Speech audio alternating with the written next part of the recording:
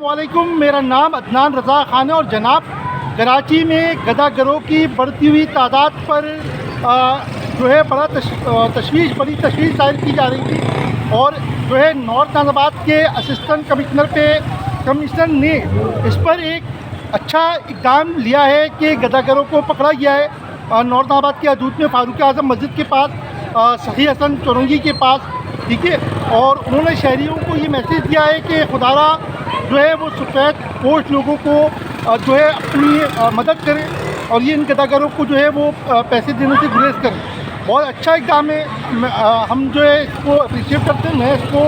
Appreciate کرتا ہوں، یہ ہونا چاہیے۔ اور ساتھ ساتھ اسسٹنٹ کمشنر عمیر احمد صاحب نے یہ بولا ہے کہ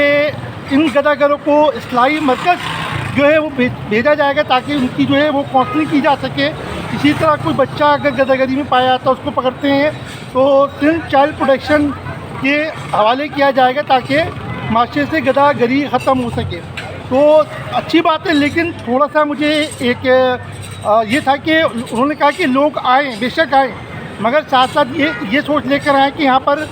جو ہے وہ جاب کرنی ہے یا بزنس کرنا ہے۔ تو دیکھیے بات یہ ہے کہ جاب اور بزنس کریں، منع نہیں ہے، کراچی میں ہر قومیت کے لوگ بستے ہیں، مگر پہلے جو ہے یہ حقوق کراچی والوں کو ملنا چاہیے کہ کراچی والوں کے لیے جابیں مطلب مکمل ہونی چاہیے۔ اس کے بعد آپ ان کو جو ہے وہ آفر دیں تاکہ جو ہے وہ کراچی کا مسئلہ جو ہے وہ جو کراچی کا جو نوجوان اعلیٰ تعلیم یافتہ ہونے کے باوجود بھی بے روزگار پھر رہا ہے وہ اس پر جو ہے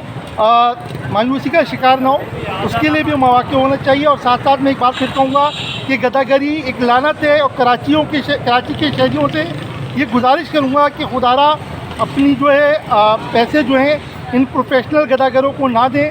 یہ جو ہے آپ جو ہے سفید پوش لوگوں کو دیں۔ پہلے اپنے خاندان میں دیکھیں، اس کے بعد خاندان میں اگر آپ کو کوئی مستحق نہیں ہے تو دوست یار احباب میں دیکھیں، اس کے بعد پھر دیکھیں کہ آپ کے محلے میں کون ہے۔ تو اس پر عمل کیا جانا چاہیے اور ایک اچھے معاشرے کو تشکیل دیا جانا چاہیے۔ جزاک اللہ، اللہ حافظ۔